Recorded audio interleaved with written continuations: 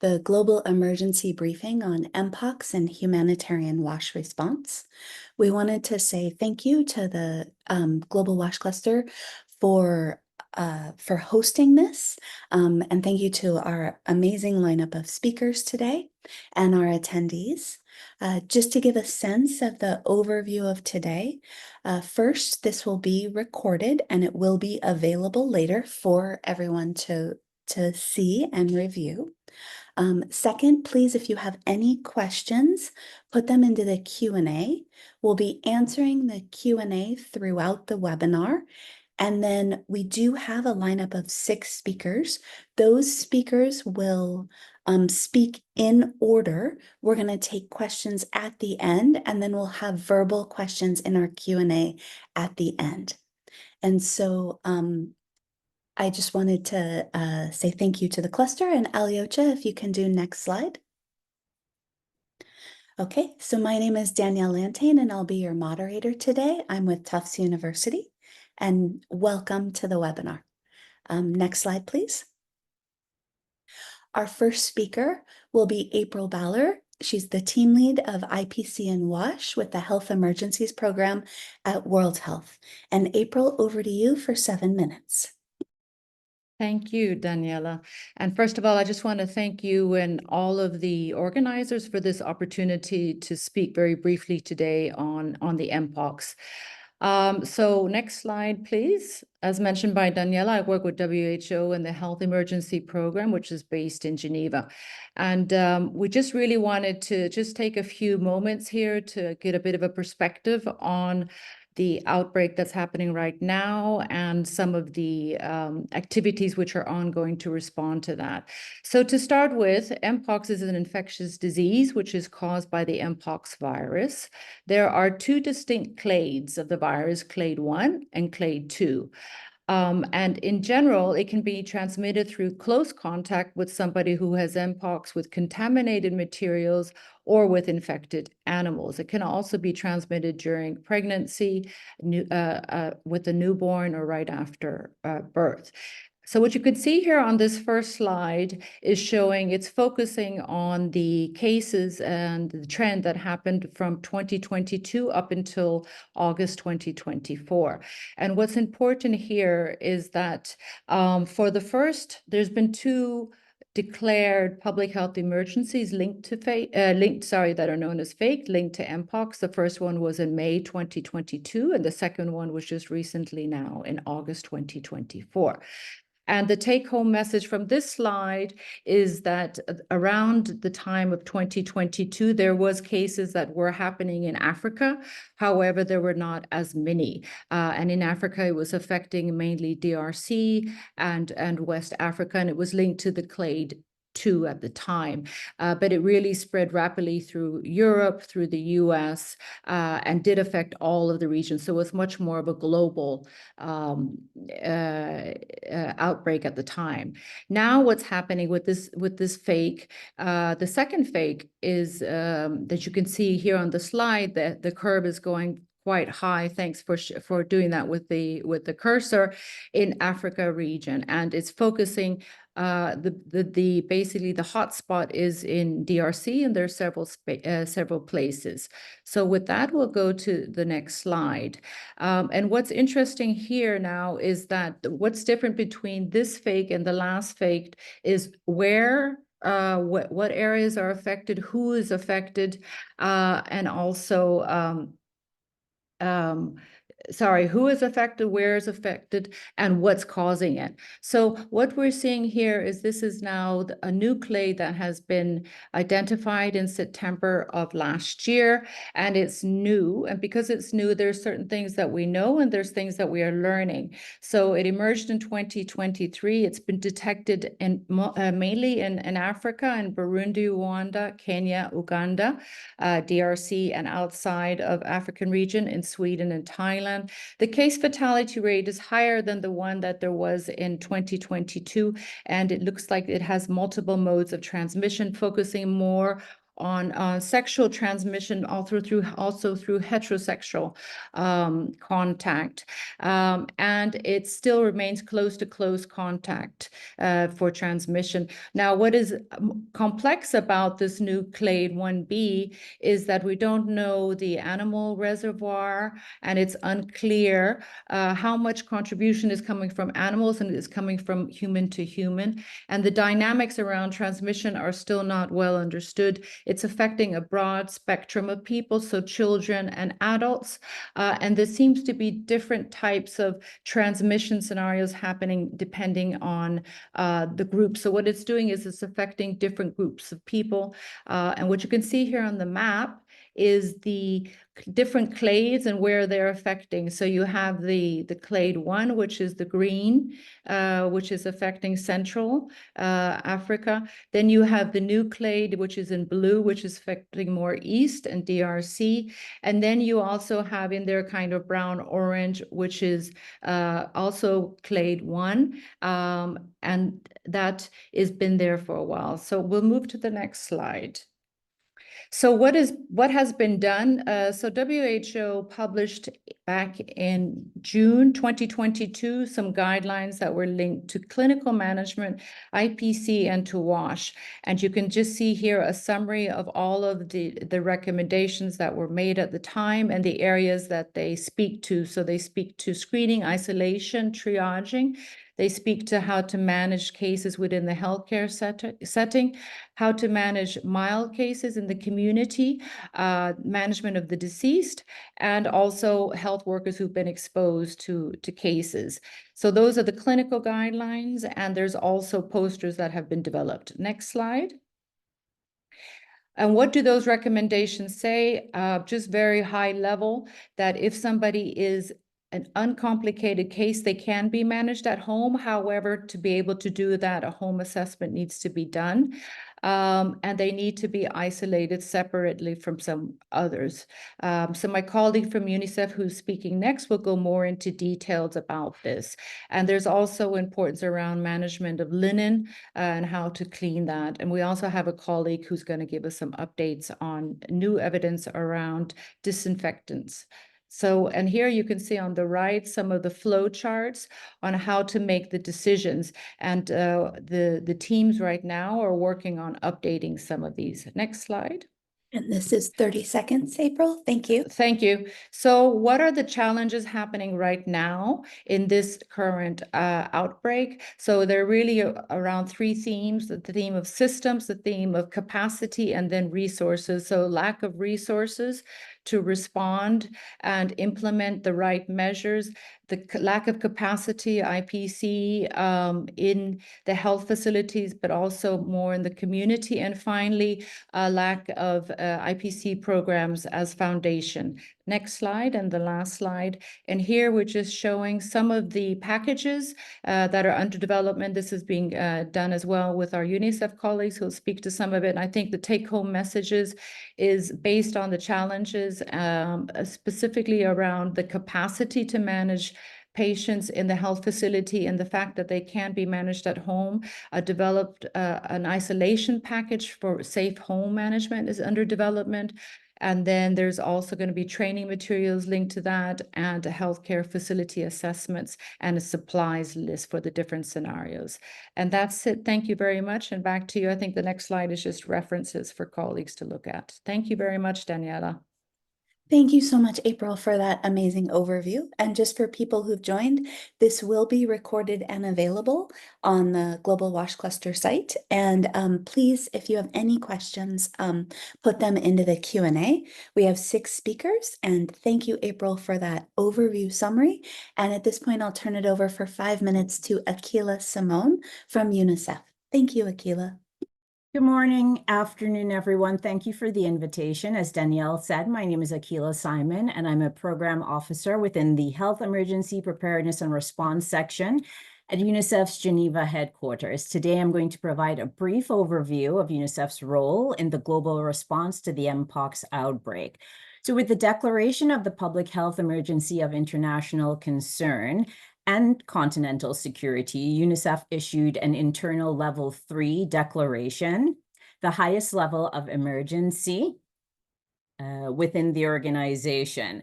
That declaration triggered a comprehensive response coordinated internally and led by our Deputy Executive Director, Ted Chaiban.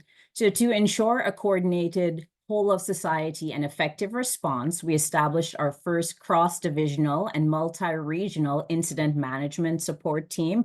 And that allows us to align with global best practices and is supported by UNICEF's newly published operational framework for public health emergencies. Next slide, please. So our response is guided by 4 key objectives with a particular emphasis on minimizing morbidity and mortality, especially among children and pregnant women. We are committed to ensuring continuity of essential services, aware of their vital role normally, but also especially during public health emergencies. A key component of this involves our collaboration with UNESCO and WHO to develop guidance that prioritizes keeping schools open. Additionally, UNICEF is paying close attention to gender-based violence in this context.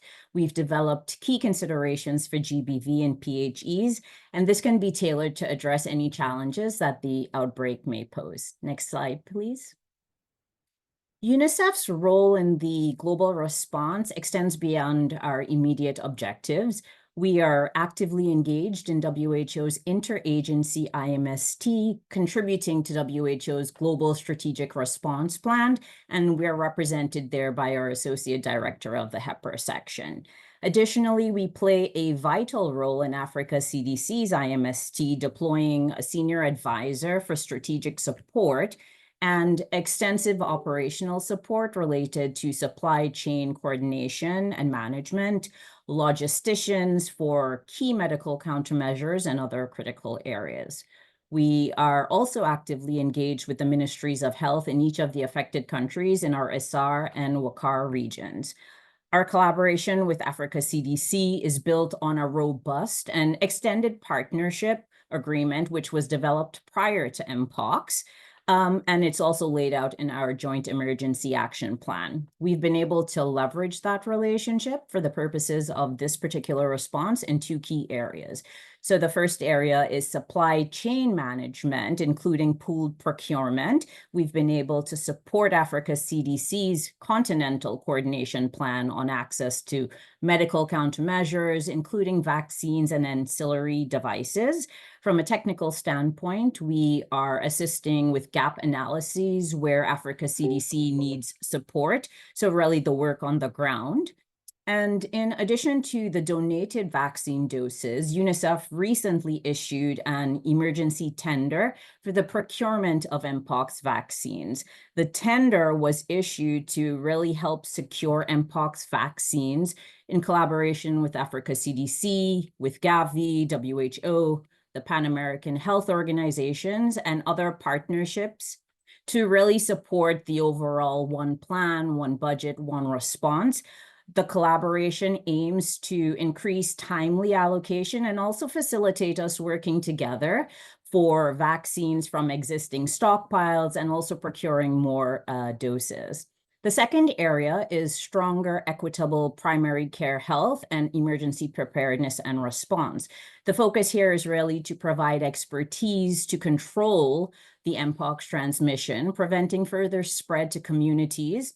We also aim to increase the acceptance of the response and decrease stigmatization through engagement in key sectors such as RCCE, SBC, IPC. UNICEF is also really emphasizing the strong need for a nutritional response due to the high number of children being affected. I'd say another key area of our engagement is our support to Africa CDC on the epidemiologic Mpox research. With a child-centered focus, we're really trying to understand the underlying drivers of the disease. And UNICEF has deployed 2 staff members to support Africa CDC in this area. So the continued coordination and the work at country level and regional level supporting ministries and local partners continues with all of the efforts. There are a lot of moving parts we are working to navigate. It's about learning and adapting as we move forward. We continue close coordination and collaboration, not only with Africa CDC, WHO, and other critical partners to really try to provide the most effective response that we can. So I thank you for your time. Should you have any questions, I'm happy to answer them in the chat, and I pass it over to Danielle. Thank you. Thank you, Akila, for that. I really appreciate it. Next slide, please. We've talked about the global level at World Health and UNICEF and the outbreak and the response. And now we'll turn it over to Pierre-Yves Auger, a WASH specialist with public health emergencies, to discuss some of the guidance. Thank you so much, Pierre-Yves. Thank you very much. Good afternoon, good morning, everyone. I can't turn on my camera. I think it's on your side, Olioso. But it's a pleasure to be with you today. I'll in 5 to 6 minutes. I'll be short on trying to explain what guidance you can access for IPC and WASH response and what are the key recommendations we see so far. So next slide, please. So basically, we've been working on different packages, specifically with the Global WASH Cluster, with WHO. We look at WASH and IPC intervention first in healthcare settings. Second, we look at WASH and IPC intervention at home when we have a patient being provided care at home level, at household level. Third, we look at WASH and IPC in congregate settings, and I'll come back to that point. And fourth, we look at WASH and IPC interventions to prevent closures of schools and educational settings. Before moving to the details, maybe just to mention 2 things. First, you have here 2 major guidance, the one presented by April from June 2022 that provide guidance for healthcare settings and during home care. And the second one was developed by WHO and published last year and speaks about congregate settings. Finally, this strategy is very well aligned with what the Global WASH Cluster is proposing and with the SPRP, so the Strategic Response Plan and Preparedness and Response Plan from WHO, where you have WASH and IPC activities under 2 pillars, safe and scalable care, and under enhanced community protection. Next slide, please.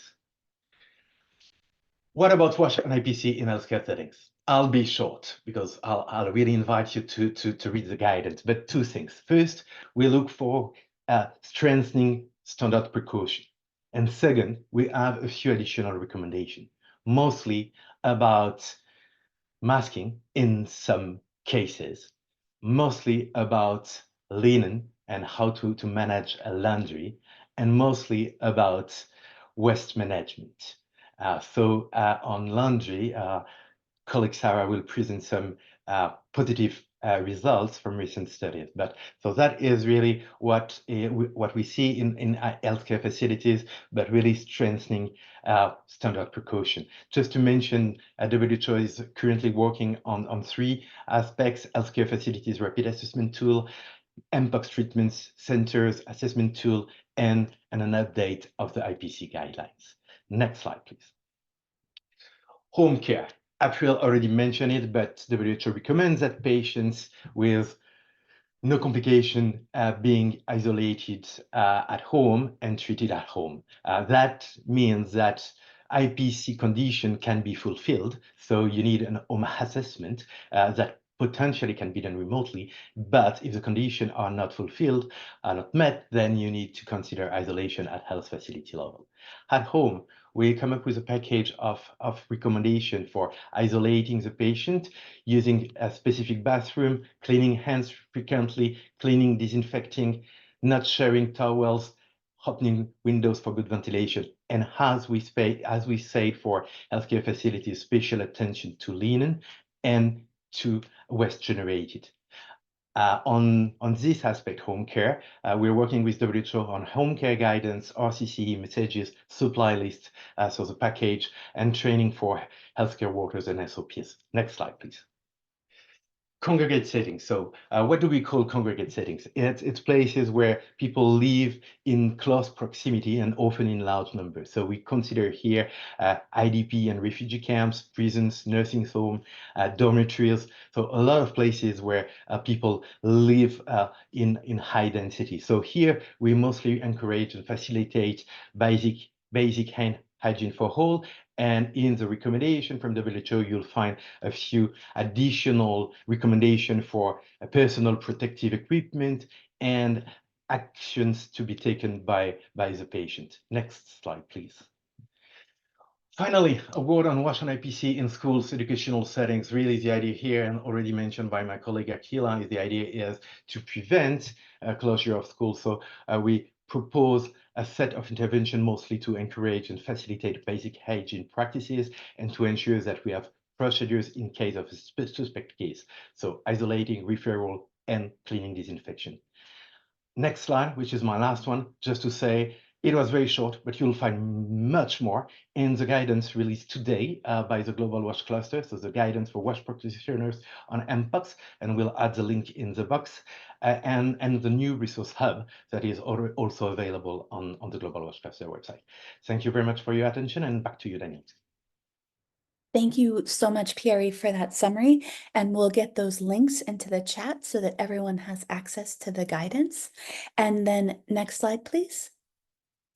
The next, I'd like to turn it over to Mariana Palavra, who'll talk about SBC as part of this response. Mariana? Thank you. Thank you so much, Danielle. And no need presentations because I will be killing my time. So next slide, please. So one of the things that we were saying at the beginning of this 2024 Mpox outbreak is to make sure that RCC is not a copy-paste from other outbreaks. One of the things is also the uncertainties regarding the transmission dynamics, and particularly this clade 1 and clade 1b in particular, the impact on children and pregnant women that changes a lot as compared with the clade 2. Interventions, RCC interventions, big focus on child focus, but also a strong focus on preventing misinformation and stigma, which is something that has been built up since 2022 outbreak and is related with the main, at the time, main dynamics of transmission. Next slide, please. One of the first steps we had to do is with the social listening insights. What is going on social media? And it's quite alerting, the fact and concerning that the misinformation about Mpox is actually at similar levels as the peak of the COVID-19. There's also narratives linking Mpox to LGBT community, which obviously contributes to stigma. And must say that everything that is around vaccination, this kind of narrative is 4 times higher. It has a 4 times higher engagement than the factual content. Also, we see already public distrust in government and health organizations, which obviously will affect our work, but also this comparison with COVID-19 and his fears that lockdowns and forced vaccinations will come. Next slide, please. What about RCC response plan? Is it so different from the other outbreaks? Somehow, I think is the focus. So there's a readiness that needs to be put in place that a lot of countries are already working on. Is related with mapping high-risk areas. It's also about triangulating the social and behavior and epi data that we have, understanding there's a lot of uncertainties and things that haven't been collected yet. Training frontline workers, particularly on this new clade. And then re-establishing the coordination platforms. A lot of them are RCC, were the ones that were quite active during COVID-19. So it's a kind of still an opportunity because those groups are more or less still alive. In terms of collecting social and behavior data, it's understanding these transmission dynamics, these new transmission dynamics, but also the practices, the trusted channels, understanding as well the cross-border transmissions that again, with this 2024 and the clade 1, it has different movements than the 2022. I'll put here a link that you'll also have in the WASH cluster library, I would say, because we put together a question bank, quantitative, if you want qualitative, we will also have, so that we can put out there all this social and behavior data collection, which also has WASH related or IPC related practices. In terms of communicating risks, strong focus on addressing stigma, as I mentioned before. Key audiences also having in mind that this time before also children, caregivers, pregnant women, which probably were not so much being considered during the other outbreak. Engaging communities, just to say that, never forget that communities have a word and can lead on things on IPC, case management, community-based surveillance, vaccination, psychosocial support, and safe gatherings. And finally, the feedback mechanism, the feedback loops, and making sure that we adjust whatever we do is addressing people's concerns, the rumors that are out there, and the priorities that communities let us know. I think that's the end of it. I think that I just put some toolbox and resources as two last slides, and I think most of it is already on your online WASH Cluster online library. Over. Thank you. Thank you so much, Mariana, for that. Just to summarize where we're at in the call, we first heard from April talking about there are two clades of Mpox. There's a new clade that's concerning with potentially new transmission routes based on close contact. There has been a public health emergency of international concern declared based on that new clade. Akila talked about the response that UNICEF is running. And then Pierre-Yves summarized two guidance documents. April mentioned one, Pierre-Yves summarized another, one from 2022 and one a new global WASH cluster guidance document that's available for WASH and in response to Mpox. We've just heard from Mariana, who really summarized the importance and need for engaging the community because of stigma, misinformation, rumors that are really going on surrounding this public health emergency of international concern. So I wanted to really highlight that we have the Q&A box open. If anybody has any questions for the Q&A, please drop them into Q&A and the speakers will respond. We're going to change tack a little bit now and turn over to research and then local partners. So we're very happy to have Sarah Beck, an assistant professor from University of British Columbia, who's going to present research on Mpox. Thank you. Hi, everyone. Thanks very much for the opportunity to participate. Thanks, Danielle. I wanted to first mention that this research was done in collaboration with the Liverpool School of Tropical Medicine, also under Dr. Ana Pitol Garcia, and in collaboration with the WHO. Next slide, please. So basically, we were trying to conduct research on disinfection or inactivation of the Mpox virus in laundry and surfaces. Since contact with fabrics and surfaces is one route of transmission, how can we collect the evidence to say what disinfectants are effective, what percentage of virus will be removed, and what cleaning practices or what products we could recommend? And so to give you an overview of the methods that we were doing in the laboratory environment. So for the laundry study, we were trying to mimic a manual washing practice, so a 20-minute manual washing practice. So we took cotton and polyester fabrics, we inoculated them with the Mpox virus. This is clade 2B, and then we washed it. So we put it in a little centrifuge tube with the water and with the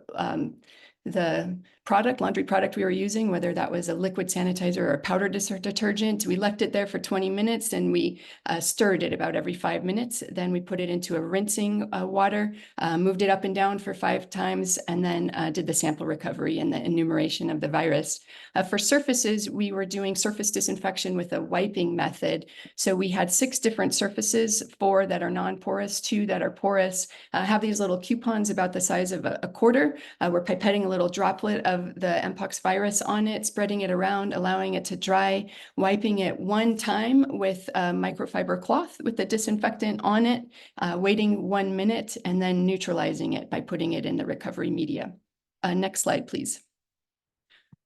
So I'll first talk about the results with the laundry product study. So here, all of the products that we tested, so this was sodium hypochlorite at 0.05%, so basically a bleach, a liquid disinfectant. Here we were using a Dettol liquid sanitizer for laundry, and then 2 powder detergents. Here we were using Omo and Ariel. And so all of these products worked, and it inactivated the Mpox virus to our limit of detection. So we saw greater than 3 log or greater than 99.9% inactivation for all 4 of these products that we tested. Next slide, please. We wanted to compare this with water. So water at 70 degrees Celsius is what we chose. And again, we also saw complete inactivation through heat of Mpox virus. However, next slide.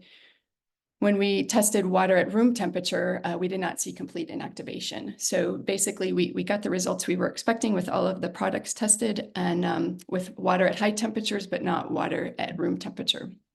Next slide, please. So for the surface disinfection study, again, we were testing 6 different surface materials. So the top row and the one on the bottom right, these are showing the non-porous surfaces, so glass, latex for gloves, plastics, stainless steel as a control. And then we were also testing the 2 porous surfaces, so wood and ceramic. And here, the results, basically the sodium hypochlorite at 2 different concentrations, either the 0.05 or the 0.5%, and also ethanol. These inactivated the Mpox virus to our limit of detection in all 6 of the surfaces that we tested. The quaternary ammonium-based disinfectants, these were efficacious for the non-porous surfaces. So for the smooth surfaces, we were able to reach our limit of detection, but not for the porous surfaces like wood, for example. And then when we tested hydrogen peroxide at a standard concentration, so 1.4%, that had limited efficacy. So across all the tested surfaces, basically, we did this 3 times in triplicate, and at least 1 or more of the samples, we were not able to reach the limit of detection with hydrogen peroxide. So what we wanted to highlight here is basically the difference in the disinfectants, but then also how the surface that we were testing played a role. Next slide, please. So this slide is mostly for your reference for later, but again, we wanted to show an example of a non-porous surface material like glass and the results that we obtained, how we reached the detection limit with everything but peroxide, and then in contrast with wood, where we reached the detection limit and inactivated the Mpox virus at both concentrations of sodium hypochlorite and ethanol, but not with peroxide and not with some of the quaternary ammonium compounds that we tested. And next slide, please. So what can we take from this? Basically, conclusions and recommendations. Basically, for laundry, we were able to get greater than 3 log inactivation. So that's greater than 99.9% inactivation using standard laundry practices, 20 minutes of washing with either a powder detergent or a liquid sanitizer or hot water at 70 degrees. And given what we would expect to see on a fabric, we don't expect we expect a low risk of transmission for manual washing practice. For surfaces, our recommendation is 0.05% sodium hypochlorite and 70% ethanol. Those were effective across all the non-porous and porous surfaces that we tested. And then quaternary ammonium-based compounds, so things like Savlon or Dettol, these were effective on non-porous surfaces, on smooth surfaces, but not on the porous one like wood.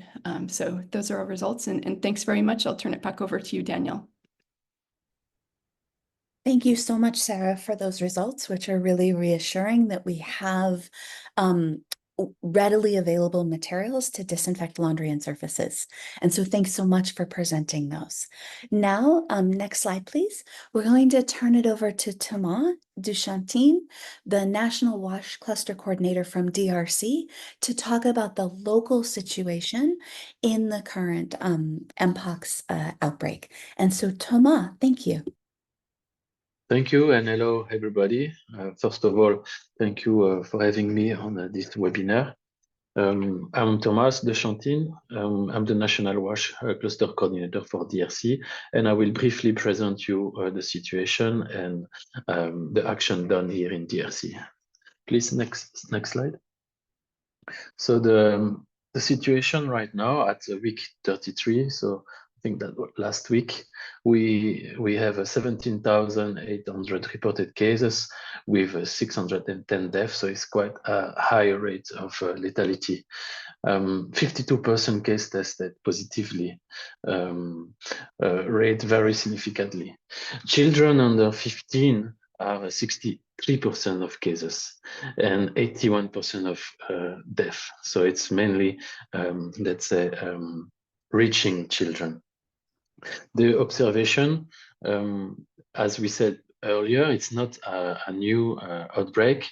It's pretty much endemic in DRC, but with the new variant, as we say, the the outbreak seems to escalate and spread quite quickly, quicker than last year.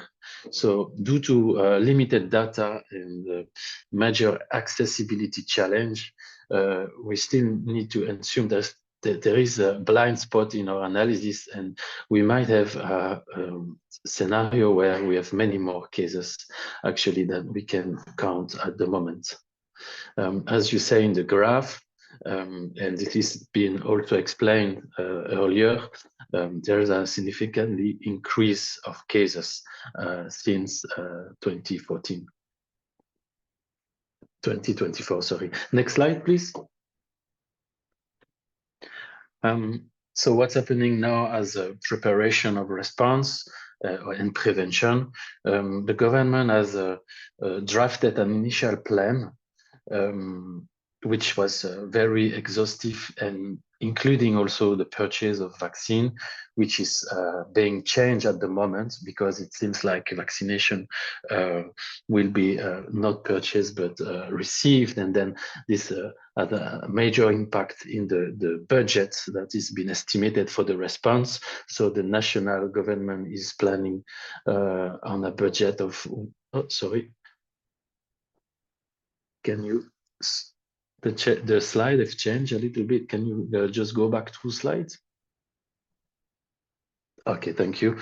So the estimated budget for the response is 180 million USD.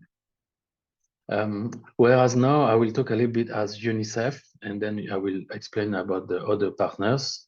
UNICEF is currently finalizing the plan and is prioritizing, in fact, 12 provinces where the most cases happen. And you can see in blue where are these provinces. So you can also realize that it's not only the East, but the outbreak has already reached inside of the country. The targeted people, 2.28 million, and amongst those people, we have 1.32 million children to be reached. Please, next slide. So, because it's a global WASH coordination webinar, I will talk a little bit about the coordination. So you know, DRC is a little bit used of epidemic. So basically it's like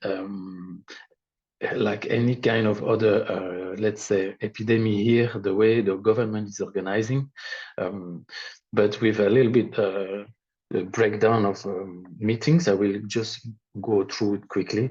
So we have the national the weekly meeting with the MOH at the national level, and UNICEF is represented by the rep. We have also weekly technical meeting that include also the national level and the provincial level with all the acting partners, so the UN and obviously government and also the NGOs that are working on it. And obviously we have the regular pillar meeting, so it works a little bit like for Ebola. We have, I will not mention them all, but we have WASH, IPC, we have CREC, we have health, and other major pillars that are meeting regularly. I think it's every 2 days. And OCHA also is a little bit late in the game, I would say, but it's now starting to organize ad hoc meeting also to coordinate the response. At UNICEF internally, we have increased the level of coordination with internal meeting every day or every 2 days, and we are producing seat reps on a weekly basis. In terms of WASH coordination, we focus on coordinating mostly in the provinces and at national level. We have the commissions, so we are well represented every time at the WASH-PC commissions. We work also closely with WHO. Obviously, it's a common joint effort. So, and we have also a good synergy between WHO and UNICEF and the WASH cluster. So we have a regular meeting. We also have the normal, let's say, weekly WASH cluster, because in DRC, as we are ending L3 due to conflict. We are entering in a new L3 due of monkeypox. So we continue the weekly meeting to make sure that we share all the information, and also OCHA. So the activities, I think it's not very different from what Pierre-Yves Augier already said. What's happening, it's the CREC activities, so prevention, spreading the messages, the good practice, also supporting the MOH with treatment, including nutrition supply, medical supply. This is already happening on a small scale as we are still expecting fundings. And in WASH, I think that's the pillar of WASH. We do work on hygiene promotion, prevention in the sites, IDPs, mostly in North Kivu and South Kivu.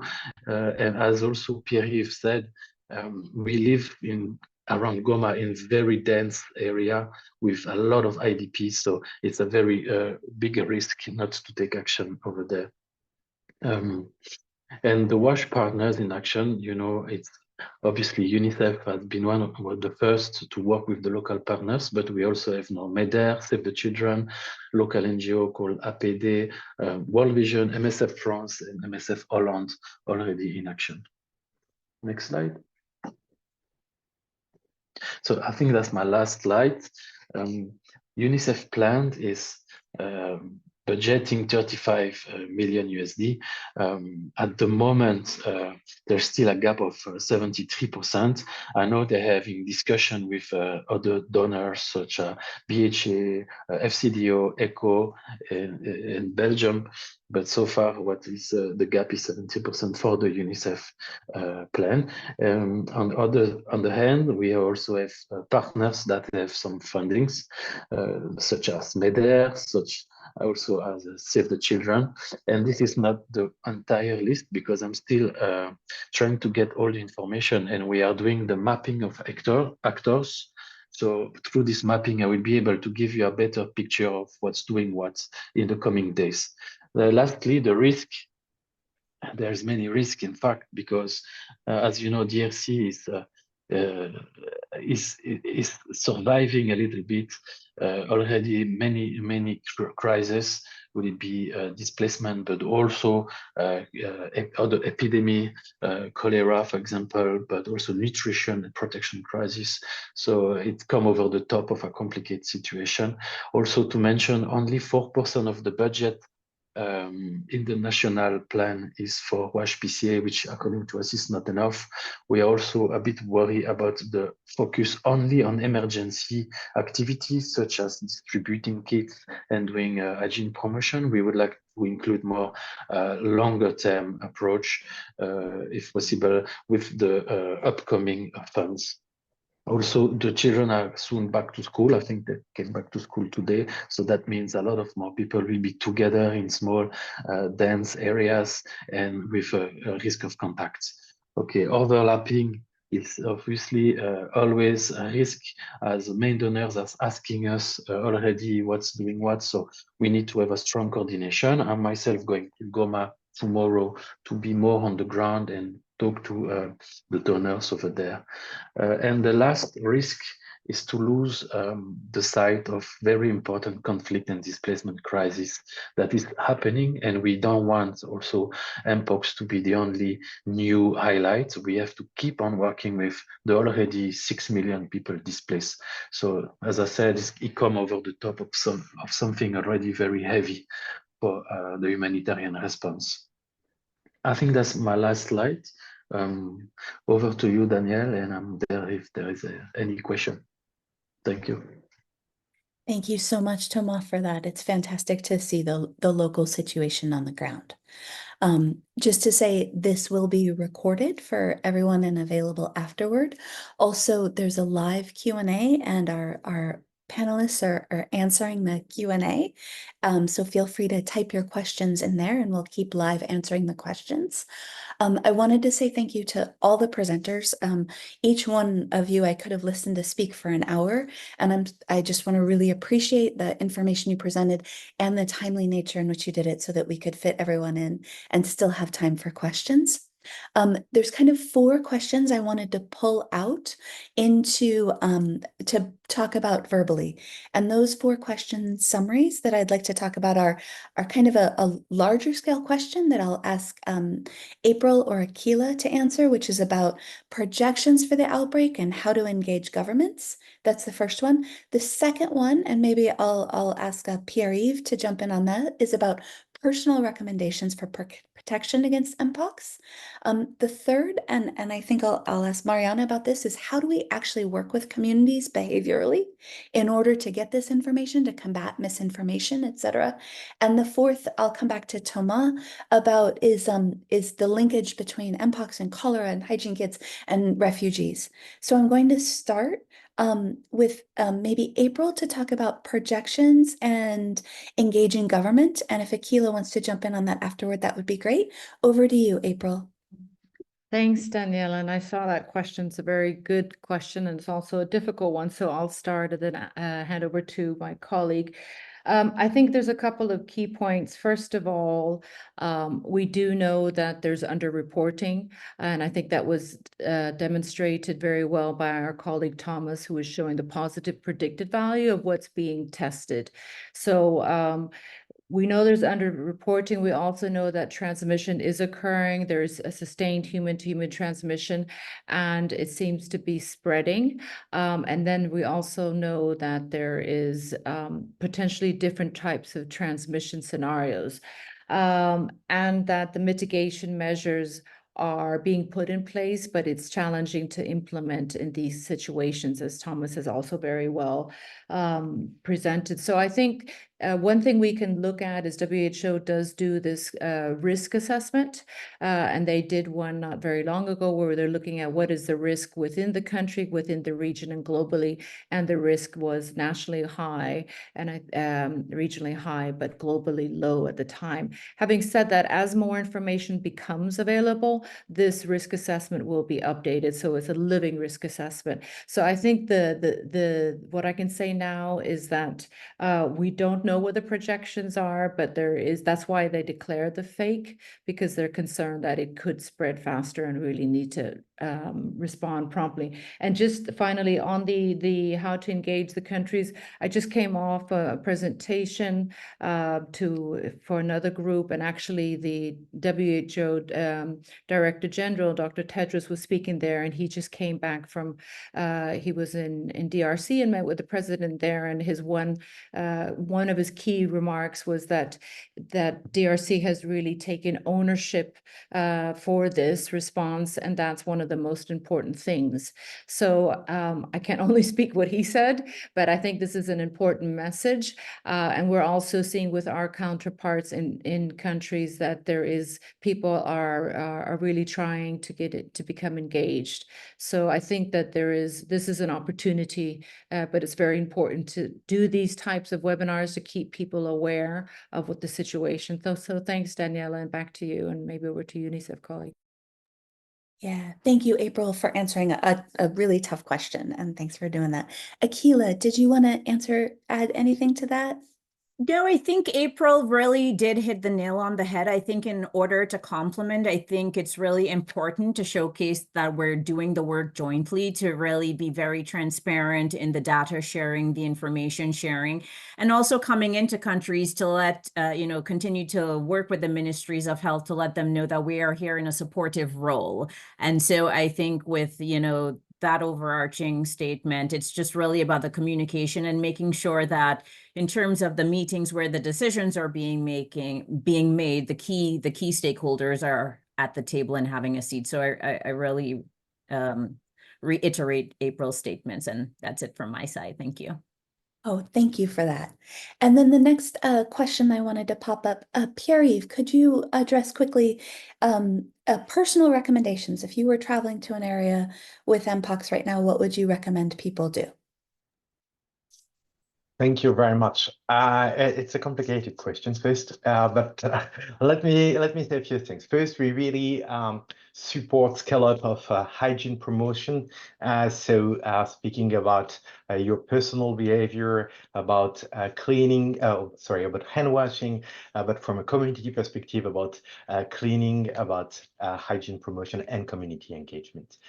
From a personal perspective, we have additional recommendation if you are taking care of someone who is sick. So meaning if you are a health provider, either in healthcare facilities, you will find a few recommendations on PPE, including on use of respirators. And if you are taking care of someone at household level, we do have some recommendation about gloves, about PPE, about mask, or if you're taking care of someone as part of congregate settings. But really the key idea is about hygiene and PPE in case of treating a patient. Back to you, Daniel. Thank you so much for that, Pierre.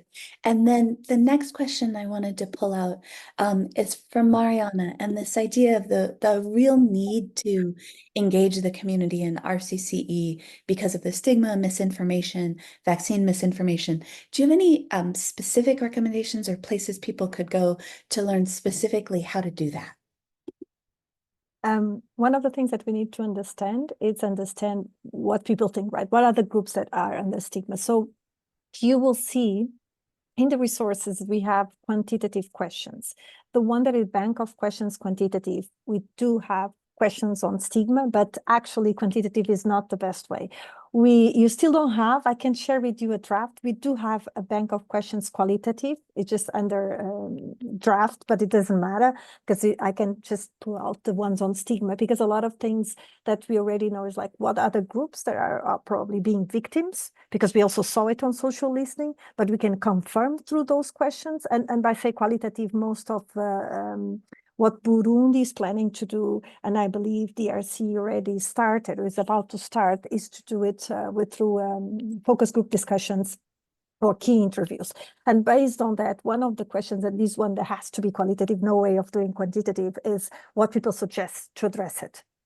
Because one thing is understanding what is the group, right? Or is the fear, or what is the blame that people feel, and who they feel they're being more, but the question is, and what to do about it. And that's not the same, right, in different communities. So one of the questions we ask is like suggesting like people who understand that, and they also try to understand why it undermines the response to the disease when they understand actually it's like an exercise like a CLTS. You do an exercise of people understanding that actually, oh, by doing this, people will cover and hide the disease, therefore, then the outbreak will become worse. And then is discussing with the community what would be the solution to integrate those people, or not to hide them, or to accept them. And this usually is not done by us practitioners, is after we have identified, and probably those questions that we do already identify, who are the most trustful, who people trust the most, who they rely on these kind of issues, which might not be the same they rely on information, right? It might not be the doctors that they probably rely for trustful sources, but for community kind of understanding or community empowerment. And this is also part of the questions that we do. So different ways of doing, but again, it's all about trust as well. So when we put also these people from the communities leading on IPC, leading on case management and community-based surveillance, because we usually think about community engagement as like knock on their door, the priest goes there, tells something and goes, but that's not what we're talking about. Engagement is about empowerment. It's actually having some of them leading on IPC at community level or leading on case management. Over. Thank you so much for that, and highlighting the importance of qualitative data collection from affected groups to understand what's needed. And I think that was fantastic, detailed. We have a lot of questions coming in very specifically on DRC, particularly about congregate settings, camps, IDP camps, refugee camps, and how to manage Mpox there. And maybe I'll start by turning it over to Thomas to answer some of the DRC specific questions, thinking about management in IDP camps, refugee settings, but also thinking of linking the Mpox response to other outbreaks that are happening in DRC right now, cholera, and kind of how the standard kits, like distribution of hygiene kits, and is there anything that can be done longer term? Those were a lot of questions at once, but Thomas, I think we'll take the last kind of 4 minutes of the webinar with you, if that's okay. Over.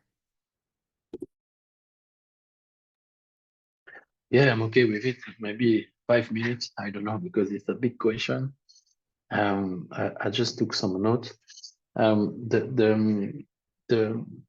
The planning first, you know, when we say, for example, UNICEF is planning to, let's say, to intervene in 12 provinces.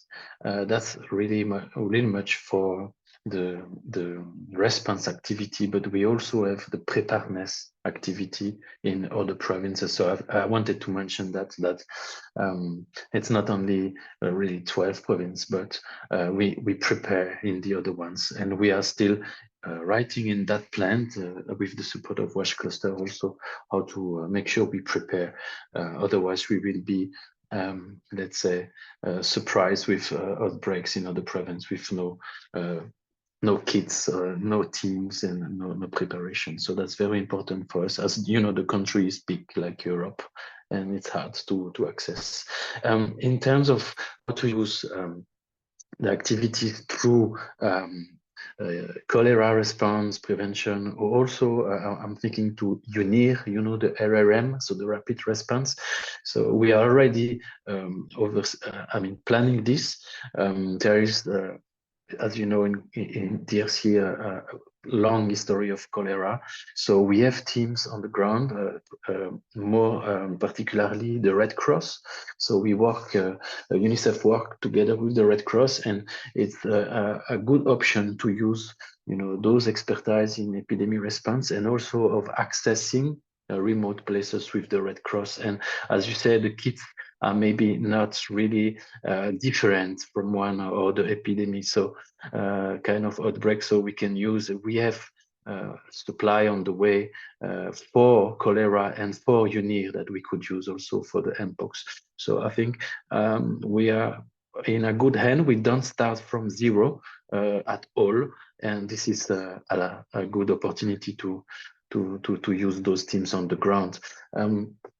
And in terms of what we want to do, as I said, we are a bit worried that for the moment, only the activities we see and we start with is emergency, but we would like to include some more resilient activities in the health centers, how to improve the WASH IPC inside the health centers, in the community around the health centers, in even the city, for example, Goma, Bukavu, where they have huge problems of waste management, fecal management, and access to water. So just for this very short story, we have done this during the previous L3. We have used funds for emergency, but we have used them as a nexus approach. And this works in 2 examples with ECO funds in Goma, and also with FCDO funds in Goma.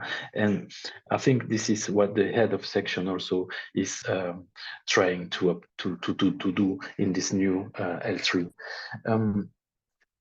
In the IDP side, what I would reply, and maybe Pierre-Yves, you can also talk after me, but I would say that at the moment, the IDP site around Goma is around 1 million persons, just around Goma. And we are losing a bit of momentum of response because the L3 for the M23 and the other conflicts is now scaled down, and the donors were trying to remove the fund, not to remove, but to stop funding such activities in the same way they used to do. So what we need first is to re-establish the coverage in toilets, showers, waste management, but also in water coverage. And I hope that with you know, this new L3 and maybe the new interest, we can put back those camp to a level of, you know, vital standard, which is at the moment still not reached. So you would be surprised if you go to Goma and do a visit. We do the best we can, but the conditions are not met in every site. So that could be an opportunity for us. And the last thing I wanted to say before I hand over, it's about the risk and acceptance. As we said before, DRC is also has a strong community voices, and if they don't agree on something, they can block activities. So for us, it's very important to be very clear on what is the Mpox, how we prevent, and to work really with the crack. And we don't want to face eviction of humanitarian, killing of humanitarian, and all this, because this happens in DRC in the east, where recently, last month, we had to stop activities in a place just because of a misunderstanding of communication.